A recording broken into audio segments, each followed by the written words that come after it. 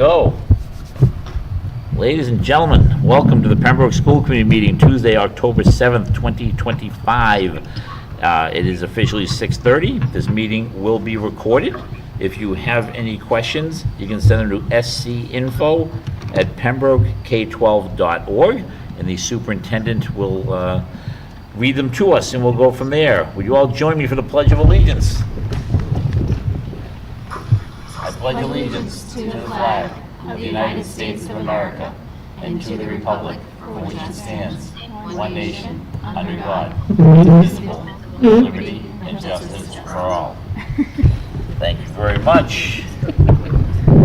Okay, before we get to public comment, I'm going to do one introduction. Sitting to my left, house right perhaps, our newest addition, our student representative, Joe Hoban. Nice to have you, sir. So welcome aboard. We'll be looking forward to your feedback, just not right now. No kidding. Public comment. Any public comment? Oh, Paige, welcome. Thank you. I tried to cut this down a little bit. I am going to run a little bit over the 2 minutes. I just want to make sure that I include the sections of the law that I'll be referencing. I'm Paige Graziano, resident of Pembroke since 2001, and mother of 4 between the ages of 15 and 22, who have all attended or still attend Pembroke Public Schools. As parents, do we want to know, does our school allow male teachers, students, and other faculty to utilize bathrooms and locker rooms alongside female students based on gender identity? On overnight trips or events, which we will be discussing tonight, are housing and shared sleeping arrangements made based on sex or gender identity? Will chaperones for such trips be assigned based on sex or gender identity? If a child elects to change their name or pronouns during the school day or on school documents, will parents be notified? If so, how, when, and by whom? Will students or staff be reprimanded in any way if they use pronouns associated with biology versus gender identity when speaking with or about others?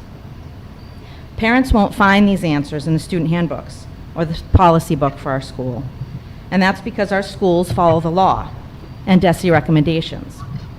Do parents know what these are? You might be surprised to find out. According to Massachusetts Attorney General Andrea Joy Campbell, individuals under 18 can give informed consent to gender-affirming care without notification of parents if a doctor feels the individual is able to give consent. Mass General Law, Chapter 76, Section 5, public schools must use names and pronouns that match gender identity and give access to restrooms and locker rooms aligned with this identity if preferred by the individual. Mass General Law, Chapter 112, Section 275, all healthcare providers, including mental health care staff in schools, must affirm gender identity. They cannot affirm biology or question an individual's belief that they were born in the wrong body in any way.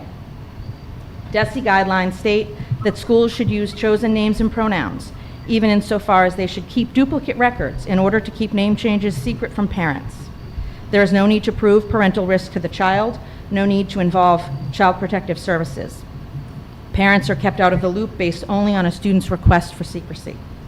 DESE states, in all cases, transgender students should be given access to restrooms, locker rooms, and changing rooms that align with their gender, not their biologic sex. If other students are uncomfortable with this, the recommendations continue that school administrators and counseling staff are directed to work with students to address the discomfort and to foster understanding of gender identity, to create a school culture that respects and values all students.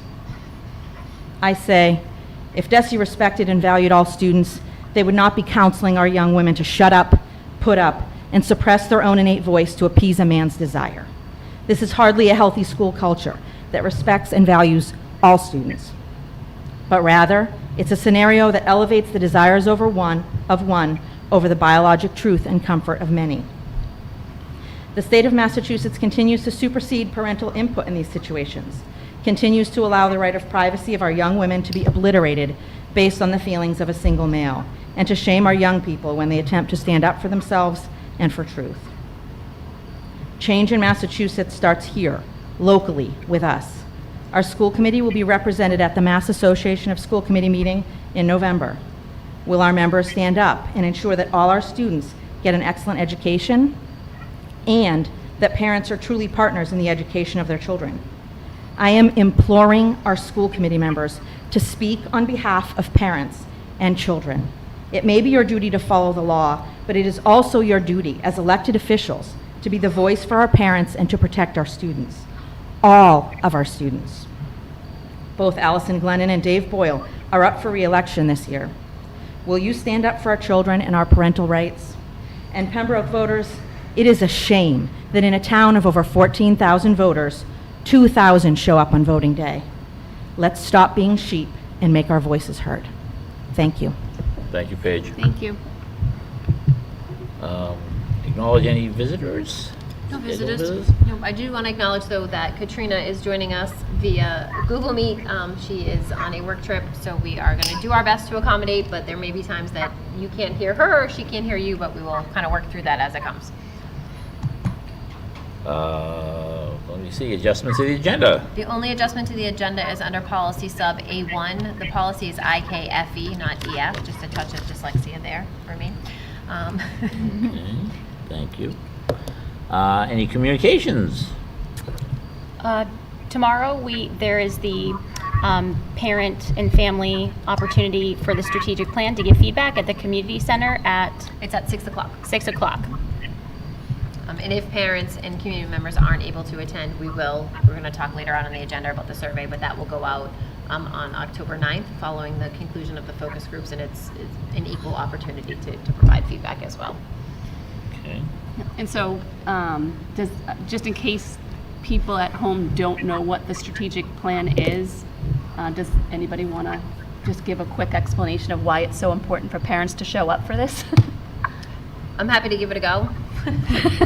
So Pembroke has been a pre-K through 12 school district now for 22 years, and we have never had a comprehensive strategic plan done. So this is an opportunity to take the voice from all of our stakeholders, our students, our families, our staff, our administrators, our school committee, our community members, and really outline what the goals are for the next 3 to 5 years for this school district.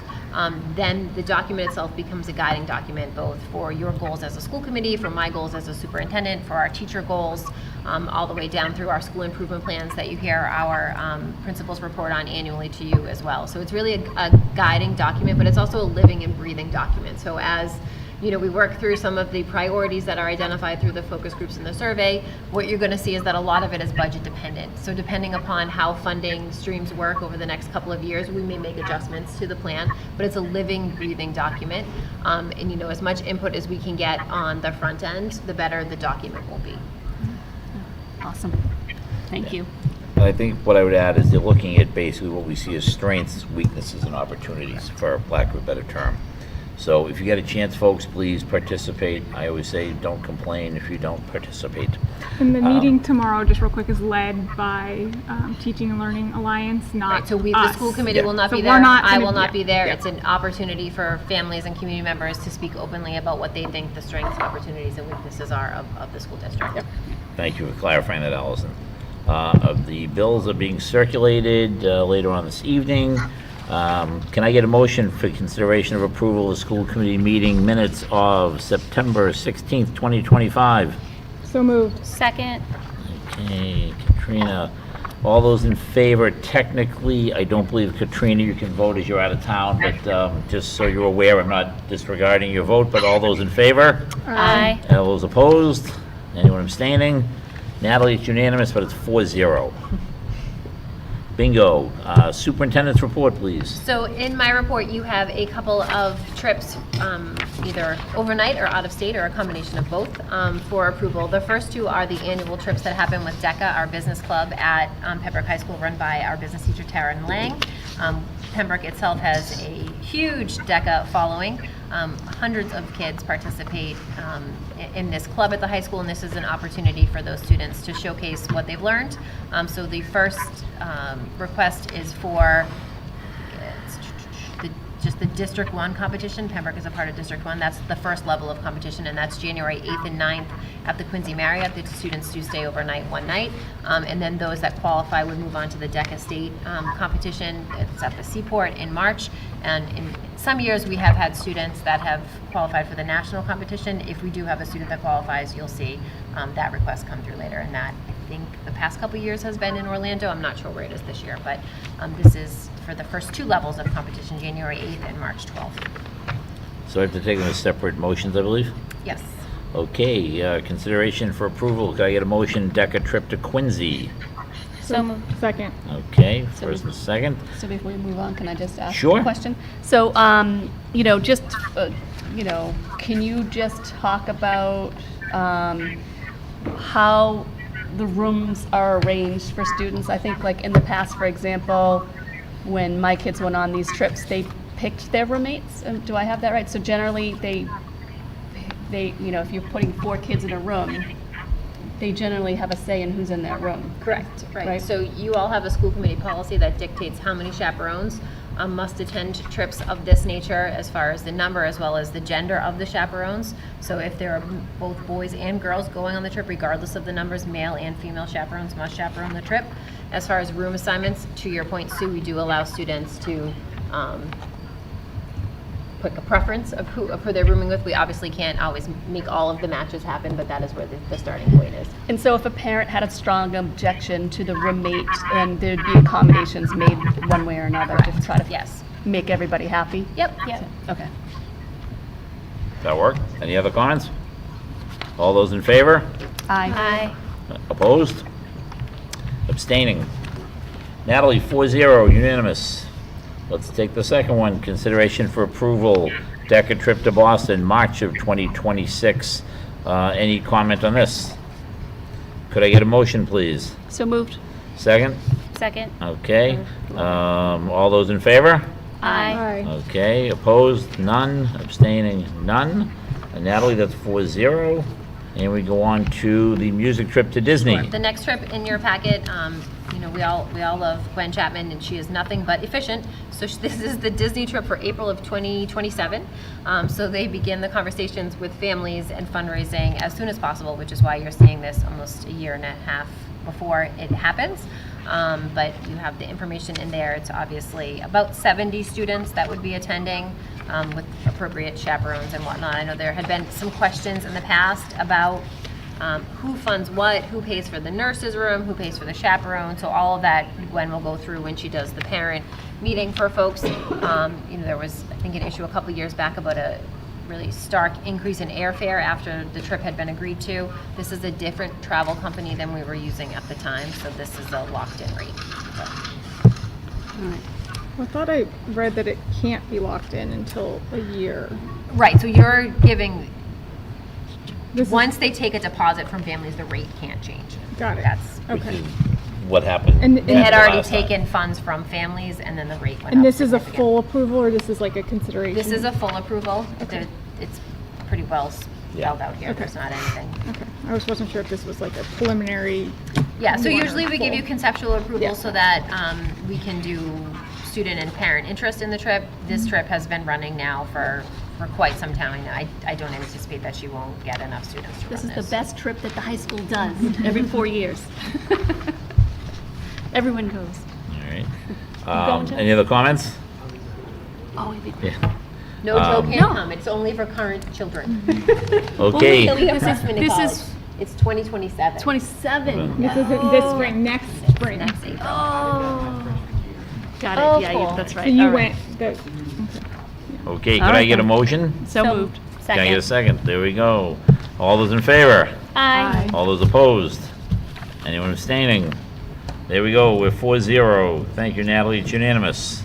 Next On up to is D. the review of the potential focus areas for my evaluation. I know we talked about this preliminarily the last meeting. You guys were going to dive deep into that multi-page rubric and decide where you think we should focus our energy for this year. So I don't know if anybody wants to make a comment. Obviously, we will, when I say we, Natalie will kind of coordinate your thoughts and put it in a cohesive document so that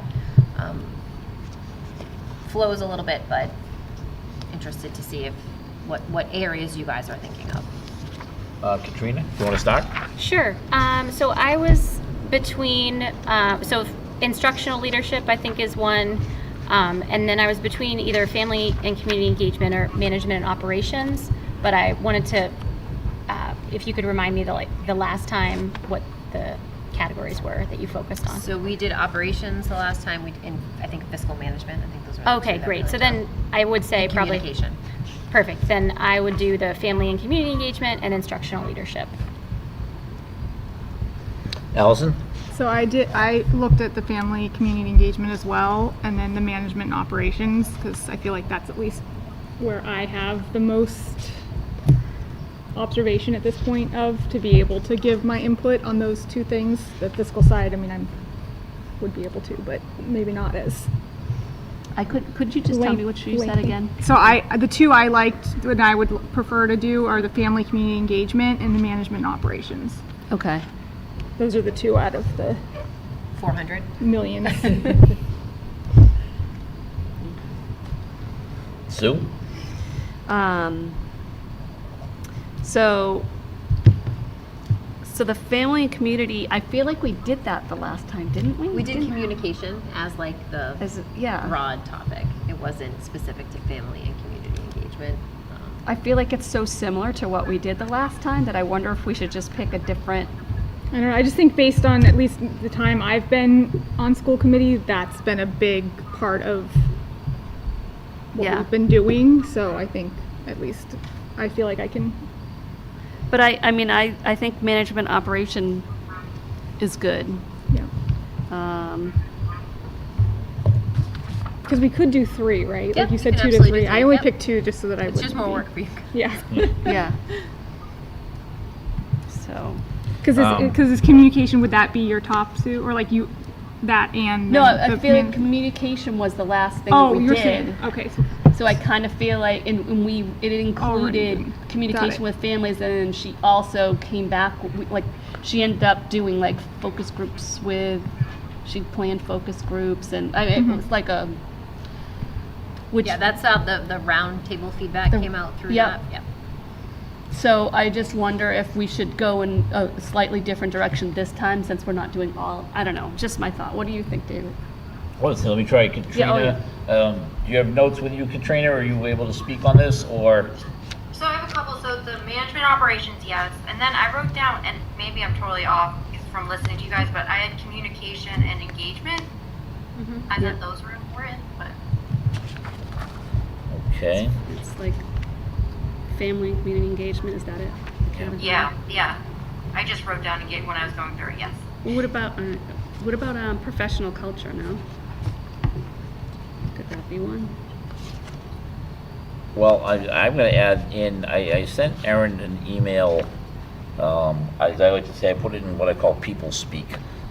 This stuff is very good and very fascinating, but it's very confusing. And I kind of drew the comparison of Erin being the, CFO of a company, and her job is to basically be everything from, the jack of all trades to budgeting to safe work environment, learning environment, all those type of things. I don't know if I would necessarily put it into one bucket. So I looked at that as saying, if I had to set 3 goals in my mind, one would be that safe environment, good work environment, for the students, for the parents, everyone included. I think the next thing is fiscal responsibility. I think that's something we have to do as a town based on the constraints we have. And then the third thing I did mention was community involvement. Erin is the face of who we are. Everyone knows who Erin is. I'm always very happy to see, Mary Beth and Jess at various events, and the school committee people at various events, but this is our person. She has to be held to a very high standard. I hate to say you're not allowed to have an off day, you're not allowed to screw up. So we have very high expectations. So that was kind of my theory and viewpoint, so. Yeah. So I think we all agree on management operations. Yep. Yeah, that makes sense. I think the other one I heard all of us say was the family and community engagement. I'd be good with that, if you guys. I'm okay to. So there's a couple of different pieces to that standard that are outside of, sorry. So she was just saying, like, like most of us agree on, well, we all agree on the management operation piece, and most of us agree on the family and community engagement. And so now we're trying to decide on, like, how different it is than the last time we did this. So, Right, so you. under the standard of family and community engagement, which is standard, I think, three, we focused a lot of our energy last time on 3C, which was communication. There's 5 or 6 other pieces to that strand as well, so maybe focusing a little bit more heavily on those as opposed to what we just did in the last round. Yeah. Might be helpful. yep, That makes sense. okay. David, what was your other? Fiscal. Because fiscal That can kind of- that ties in. that right? Yeah, that ties into Management management operations. I definitely think, I think the environmental kind of safety piece, Yeah. falls onto that, Which of would- course, and yeah. putting out, again, to me, a quality product, for lack of a better term. And what was the first one you said? I said instructional leadership, but I am okay since, like, it seems like we have a theme to go with. I also don't know that I think the other ones I have more information on and can have we can have more robust feedback on. So I think that makes sense. So the goal would be for you all to target one of your November meetings to have that feedback. I know the meeting on the 21st is a very short meeting before school committee. We also have to kind of tackle our achievement report too. So as we get down to future meeting dates and topics, maybe we can figure out where it fits in the best. Yeah. And that would be for the final or for the public review? So it's just one thing, right? So Okay, you're it's all at preparing the same your time. feedback for me. Okay. It's delivered in the public. Natalie puts it together so that Yeah, I have okay. one place where it all is, but Yeah, but we'll have a you're just sharing deadline your individual that we feedback. have Yep. to send it to Natalie so that she has time Okay. to put it together. Perfect. Okay, everybody's good with that? Erin, enrollment data. Sure. So in your packet, you have about 13 different spreadsheets that we look at when we're looking at our October 1st enrollment trends. So the reason why October 1 is the date, that is the date that the Department of Elementary and Secondary Education uses to capture enrollment for the next year's funding cycle. So there's definitely a whole bunch of information in there. There's every building by teacher, the class size. We've talked a little bit about this before. We definitely talked about it during our budget cycle as we were looking to potentially make reductions in areas that would have a minimal impact on class size. I do want to point out that it's not just about the number. Sometimes 16 and 17 kids can be more challenging than 24 or 25. It is truly the makeup of the students in the room, but this is a data point that we have on class sizes. So the elementary schools are pretty self-explanatory. When you get to the secondary, so the middle school and high school, obviously understanding the rotation of their schedule a little bit. Some of these are term electives, some of them are semester courses, same as the high school. There's definitely some variation in our class sizes here. We run anywhere from 20 to 30 depending upon the course. Our accelerated English and math courses have always run at higher levels than our grade level math and English courses, so I don't want you to think, oh goodness, 31 in accelerated English, that's way more than we've ever had. Those classes traditionally run higher, but we do have a little bit of a higher class size at the secondary level in some of the areas that we identified as places where we were able to make reductions. So you'll remember we talked a little bit about either reducing or freezing some of the positions at Pembroke High School and what that meant for class size. So we do have, in previous years, the class sizes at the high school ranged from 20 to 25. Now they range from 23 to 27, right? So there's definitely a few more students in some of the sections than we've had in years past. It's interesting to see. These are listings of all of the courses. You can see kind of what our kids are selecting, whether, on face value, putting in that fine arts semester requirement really didn't shift a lot in our numbers. But again, we're giving students the 4 years to accomplish that. So potentially next year you'll see an increase in some of that. You can see how some of our pathways are doing, both first, second, third, and fourth year courses and those. We have some of the new courses that you approved during the budget cycle are in there as well. So just some good overall data. The district as a whole has just 19 less students this year than we had last year. So that's 19 students in 13 grades across 5 buildings. So as much as I hear in the community that enrollment is declining, 19 students across 13 grades in 5 buildings is not declining enrollment. That is stable, flat enrollment. We have a pretty solid kindergarten number. 165 is a good number for us. Obviously, we do tend to gain a few students going into first grade. There are a lot of families that don't send their student to public school kindergarten. They're, either stay in daycare or join us as first graders. So those are healthy numbers. Our high school has about 666 students. That's the smallest 4-year span we've had at Pembroke High School. You'll remember that there were years we were busting at the seams, up around 11, almost 1,200. So obviously, we have some capacity in all of our buildings.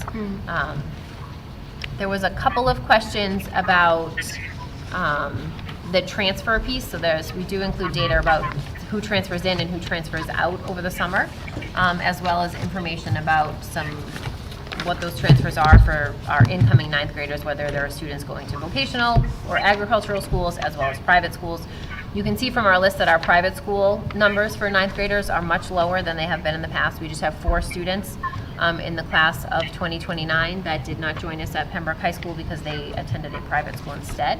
I think that speaks a lot for the robust offerings we have at Pembroke High School. A lot of times students leave for academic rigor, and that is clearly not what we're facing here. Our vocational numbers and agricultural numbers are definitely smaller than they've been in the past, but we all know the story behind that. We don't have a lot of options for our kids. They are obviously able to access the agricultural schools, but currently we don't have any vocational offerings for students entering the 9th grade. The summer transfer in and out, those are just a lot of moves, right? There's not a real pattern to that year over year. We do generally see more movement in the lower elementary grades. I think families are kind of finding their forever home in that grouping. There's usually less movement as you get towards the upper elementary and secondary grades. I think, Sue, you had reached out and asked a question about homeschooling, so I did provide Sue with just our homeschooling numbers. Prior to COVID, we really hovered around the 2025 number for several years. The year of COVID, the 2021 school year, we had, I think, 57 students that were homeschooled. Obviously, we all know that education looked very different then. Since COVID, since the 2021 school year, we've had anywhere from 33 to 36 or 37 students homeschooling. There's definitely not a huge rise in that. It's definitely a familial decision. We have multiple students within the same families. There's one family that has 5 students that they're homeschooling, so we're not seeing an increase in the number of families that are exercising that option. What we have seen in the past couple of years, which is both a good thing and a bad thing, is that families start out the year homeschooling and then the students are returning to us at second semester or by the end of the school year, which is great. We're happy to have them back. It is a little bit disruptive for the student and for the class, just because they're not always coming in at the same place as the rest of the class is, but we're obviously terribly excited to have kids come back, so whatever we can do to ease that transition, we're happy to do. We always meet families where they're at with that. Where do you record the numbers for that? Just out of curiosity, so if we're looking they're not transfer out, they just withdraw. If we're looking at the total enrollment of 22, They're not in that number. they're not in that number No. at all. Okay, No.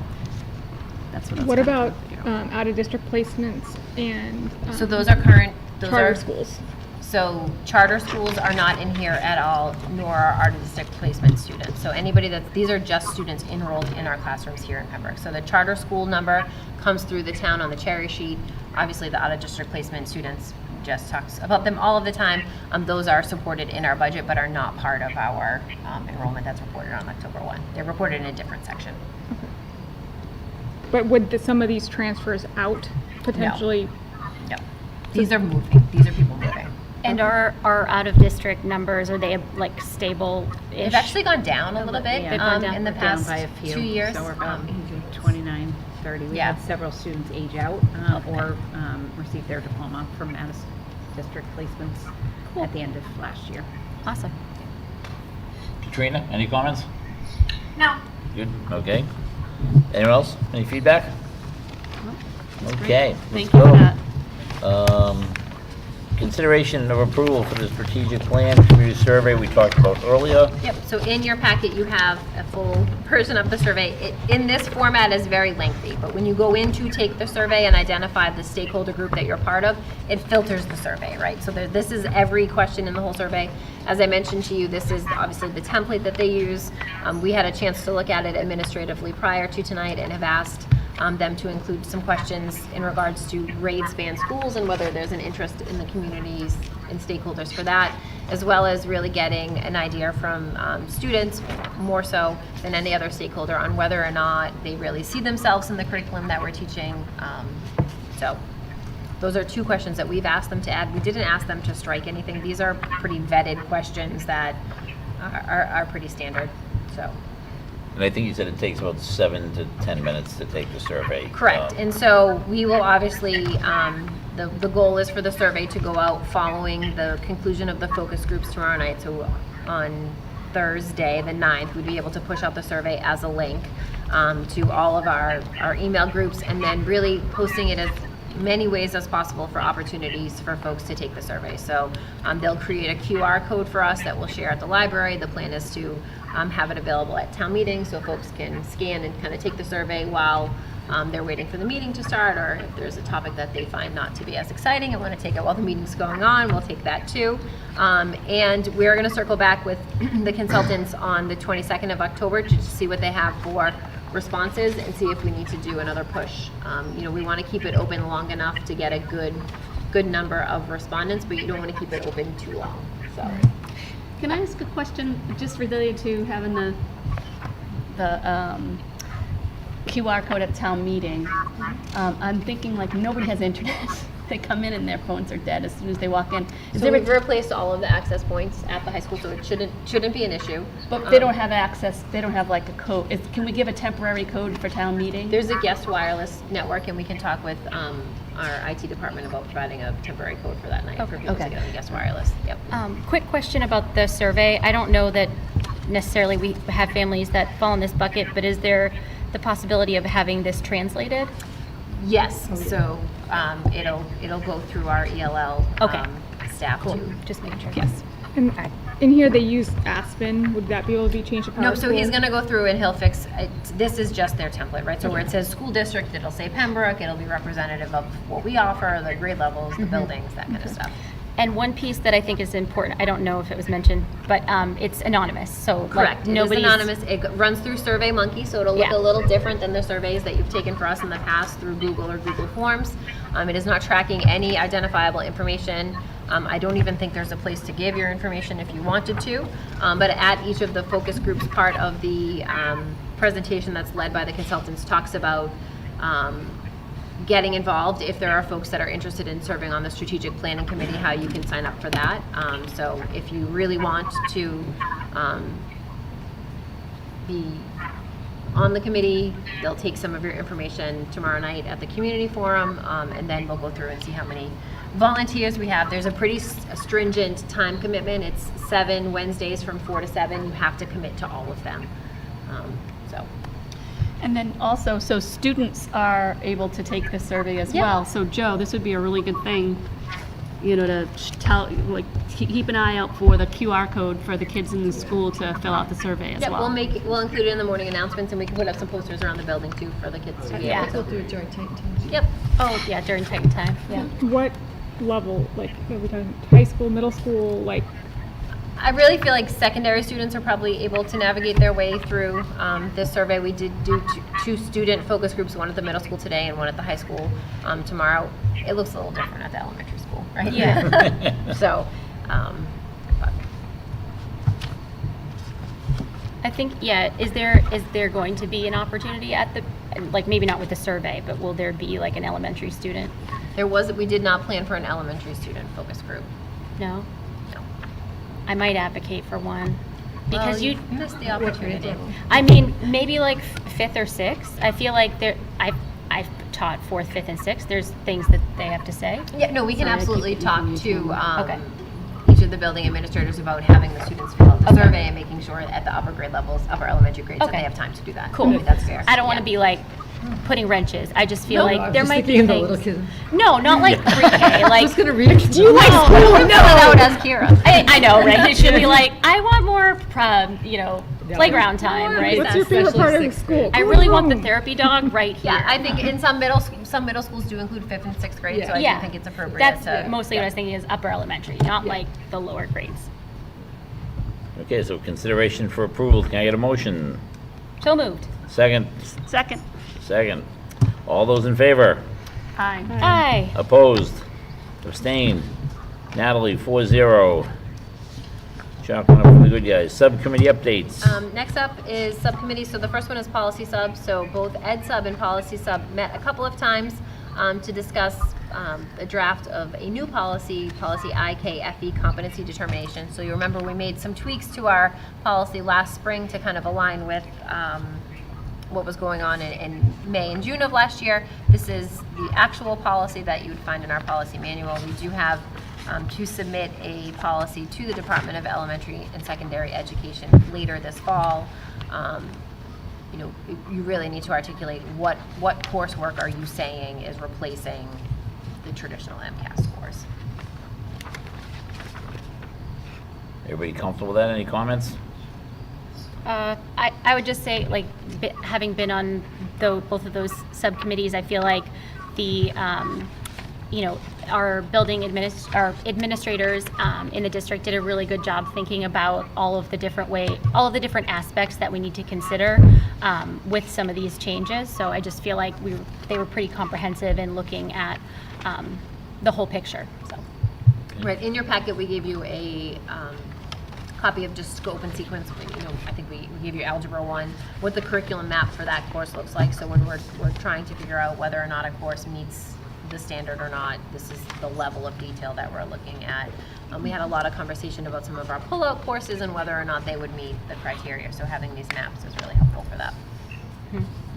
Obviously, we wanted to make sure that there was an appeal process. The decision lies with the building principal, but as with most things, we do offer another level of appeal for families. So that information is included as well. When is this, like, is there a date that this needs to be determined? Like, at what point, like, when a student knows or doesn't know if they're on, like, because the grades, you know, it's all while you're a 10th grader. So they know going into senior year, like, Well, when do they know when to appeal? Like, when would they be told that they're... It'll be part of their They'd conversation. be starting to know right away in 9th grade. So Yeah. if they ran into some difficulties in the 9th grade, there would immediately be some sort of support that the student was identified. They may be repeating a class, they may be doing a summer school class, they may be, you know, maybe in one of our intervention rooms, ARC or Compass, whatever the child needs or the student needs, those things would exist. So it would happen right away. It wouldn't, we wouldn't accumulate. it's not until May of 12th your grade. senior year. They're like, Yeah. hey, wait a minute. Yeah, it would be Wait, like just by your time, rolling by the way. feedback, so Yeah. nobody should go Be into the senior surprised. year and be Yeah. surprised, right? And the competency determination, if you remember, used to be based on successful completion of the MCAS. This is being now required because there is no more of an MCAS exam. So they want to make sure that our 9th and 10th graders are meeting the same framework requirements that the MCAS test tested. So they're relying on local school districts now to say, yes, your students are still receiving that same level of information, same level of academic discipline that was previously tested through MCAS. Yeah, and one thing that also was brought up in the subcommittee was around students with IEPs. That will be part of looking at courses and making sure you're on track for meeting graduation requirements will also be part of your annual meeting when you're looking at the transition plan. So there's an extra layer, I think, of making sure that you're on the right track for that, since that's where I think some of the more challenges in terms of all courses meeting the requirements might come in. Right. And just a reminder that competency determination is one piece of a student's academic record and work, but our students have a higher bar in terms of what Pembroke requires as graduation requirements. So yes, completing 9th and 10th grade is great. That's the first step towards meeting our graduation requirements, but there's a lot of other things that students are required to do in Pembroke before we certify them for graduation. Okay. So this is just a first read. If you have more feedback when it comes for a second read, we're happy to hear that, or more questions as well. Do I have to take a vote on this? Yes. I do. Okay, do I get a motion for consideration first read policy IKFE competency determination? So moved. Do I have a second? We have a Second. second. All those in favor? Aye. All those opposed? Abstained? Natalie, unanimous, 4-0. The second one under policy sub is just a straight consideration for approval. While we were kind of doing our research and getting our ducks in a row, we realized that there was a typo in policy IKF. It said that you needed 4 years of wellness education, and that was only worth 3 credits. It's actually worth 8 credits, so we do want to correct that. That's why it's not here as a first read and the second read. But this is where there's the waiver for that. Taking a sport, right? Because that's Yeah, it's been, nothing else has changed other than Only the designation typo. It's of just a credits. typo Got in it. the, in the Okay. opening paragraph. Yeah, It takes okay. out the MCAS. And just says competency Got it. determination. Yeah. okay. Yep. Everybody comfortable with that? Okay, let's get a motion for policy IKF, credit status and graduation requirements. So we have a motion. So moved. Second. Thank you very much. All those in favor? Aye. Opposed? Abstained? Once again, Natalie, it's unanimous, 4-0. Thank you. Next up is budget sub. So the budget subcommittee met a couple weeks ago, and we had done a staff survey of what would be some priorities that staff were looking for us to delve into if the funding were to support it. We had done it administratively at SLT a week or two prior to that. A lot of the feedback, it was kind of a third, and a third, was on smaller class sizes. The next bucket was kind of on support staff in the form of additional paraprofessionals. And then the last group was really support staff in the sense of interventionist BCBA. So all conversations that we have definitely had here at the table. Okay. Negotiations subcommittee. We keep meeting and continue to meet. So last week we had our 14th bargaining session with the Pembroke Teachers Association. We have another one scheduled for next Wednesday, the 15th. We are, again, trying to negotiate 4 contracts at one time, which is a very big undertaking. So please do not be put off by the idea that we've met already 14 times. It is a very long process. We continue to make progress each time. Sometimes the progress is slower than other times, but we are optimistic that we are getting closer to agreement on most of the kind of the big topics. So That's fair. Vocational planning committee. I was so lucky to sit on the panel for the 925 Chamber of Commerce Forum at the library that was put on by the, obviously, Chamber. I was joined by both Sue Vollinger and Melissa Hooley from the Regional Planning Committee. Tom Hickey was there from South Shore Tech. Paul Villela, who is a member of the Carpenters Union, and then Bill Chenard, the town manager. So we each gave kind of a short presentation about, informational presentation, and then opened it up to questions. I do think there was definitely folks that were there just to voice their support. There wasn't a lot of Q&A. It was more like, this is a great thing and we need to have this, which was nice for people to be able to express that in the forum. There was some questions about what happens with Chapter 70 with this. So our FAQs, just finished updating them today. The new FAQs will be posted on the website tomorrow morning. So we try to update them as we have forums. There's one more opportunity ahead of town meeting. So I'll be presenting at the Council on Aging next Wednesday at 10 a.m. That is really geared towards the folks that are part of the Council on Aging. But again, if there's somebody in the community that hasn't been able to make it to anything up to this point and would like to come, it's obviously open. And just seeing signs around town, I would ask people to please come out to town meeting on the 21st of October, 7 p.m. And again, they don't necessarily go in order. They do a little Bingo ball. There's bingo only ball. 9 articles, so I don't anticipate it being a tremendously long meeting. Nope, But that's- And I think it's also important to note that if you didn't catch any of the vocational discussions that we've had, we do have them on our website. Well, the Chamber of Commerce has the forum on their website. We have the one that we did whenever it was. September 16th. I September, think. yeah, so we have 2 different, I think both add a little flavor, a little separate flavor, so worth watching both of them. If you have any more questions about vocational and what this vote means, Article 6 at the town meeting on the 21st, so. And just to plug that there will be childcare available from 6:45 to 9:30. So if you need childcare, bring your kids. Child care for town meeting. You just can't drop your kids off. Yeah, and go for somewhere town else. meeting, not this evening. Although some families might. No, I'm only teasing. Okay, that's gonna get into future meeting dates and topics. I just wanna check.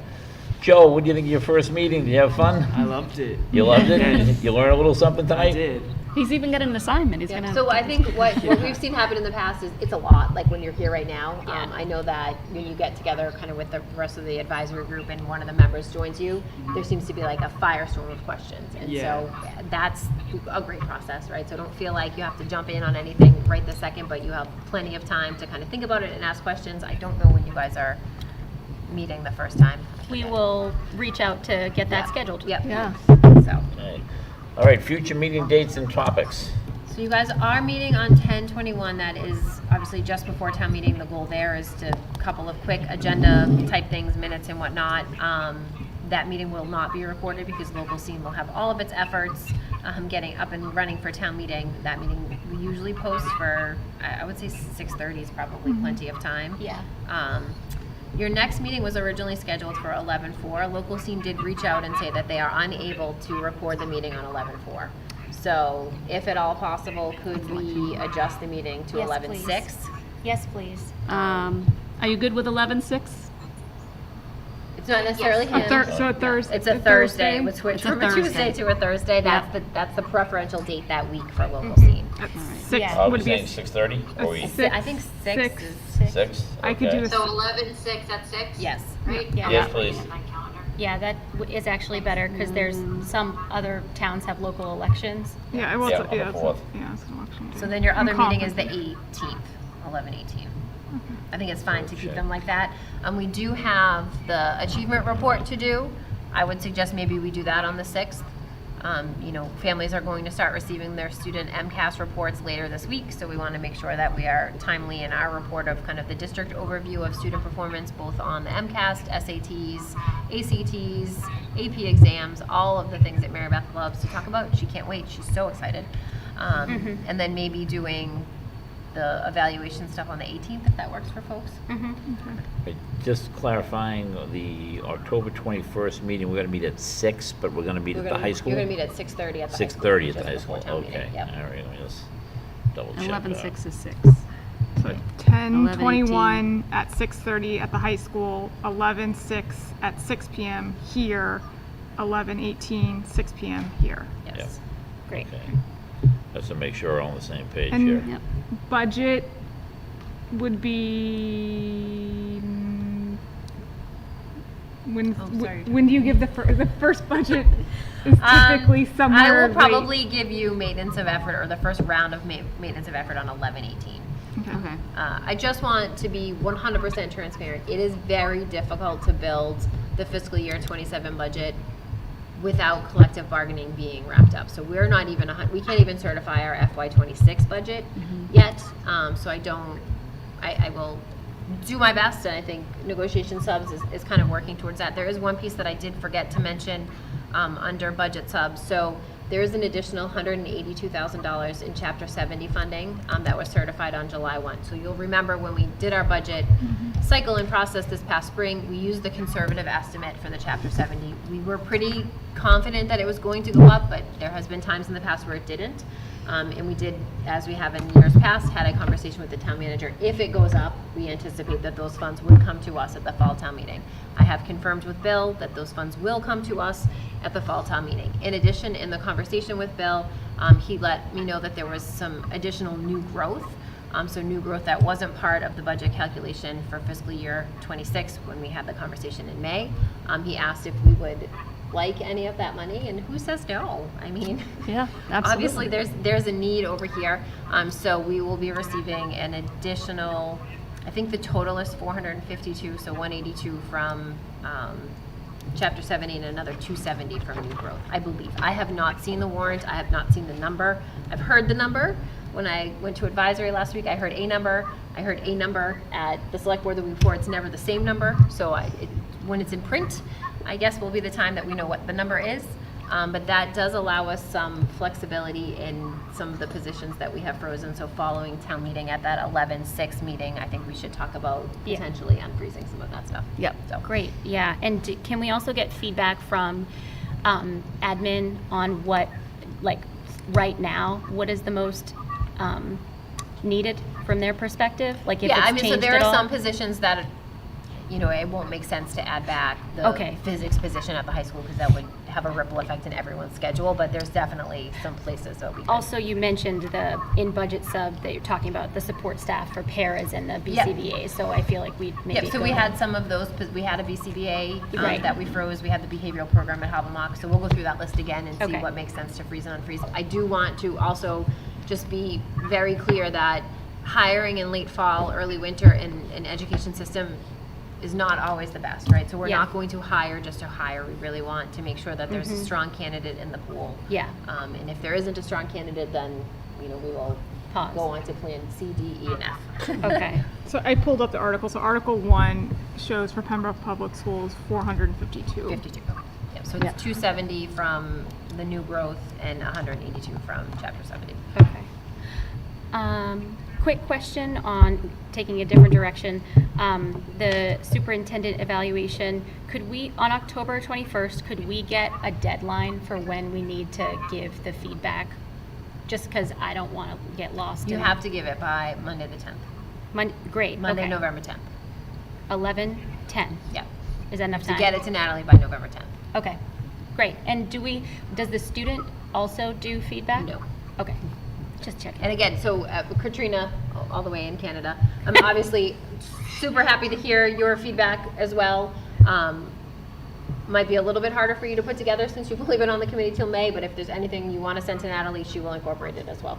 Okay, thanks a lot. And is it put in by who wrote it, or is it all You guys are combined? each going to share yours. She's putting it together for As- me to have one comprehensive So- document, but okay. that evening when we go through it, you will each share your So it'll feedback. have 4 to 5 Correct. sets Yeah. of Yes, each of them. yes.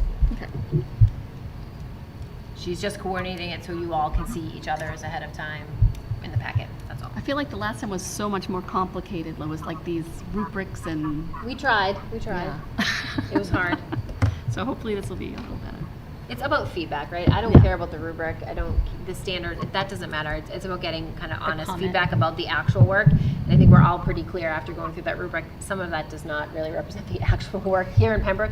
Maybe there's a school district in Massachusetts where it does, but it's about getting feedback and getting better, right? I mean, Yeah. that's what we're all striving for. And Okay. those should include like do we want to include the overarching like score for the category? So you're just saying proficient, needs improvement, or unsatisfactory? For the or whole exemplary. I category. mean, I welcome exemplaries, but I think those are hard. For the whole category For the itself? category, Okay, right. I just want to be totally, so there's no confusion as we go through. Cool. Okay, everybody's good? Yep.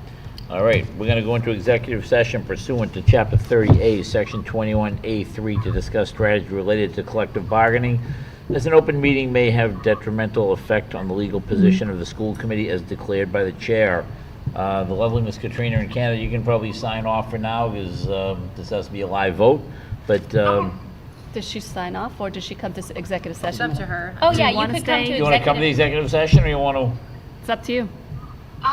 Yeah, I'll come to executive session. Okay. We'll carry you over. We have to carry you across the hall, so let's see what happens. Well, Please so, be gentle, I'm fragile. yeah. Well, by roll call, Katrina, S. You're, Can I? Yep. I don't think I Can she I vote? She can't vote. No. Oh, technically you can't vote. Okay, I'm sorry. That's kind of crazy. So the other Katrina D. Yes. Sue. Yes. Allison. Yes. And I'm a yes.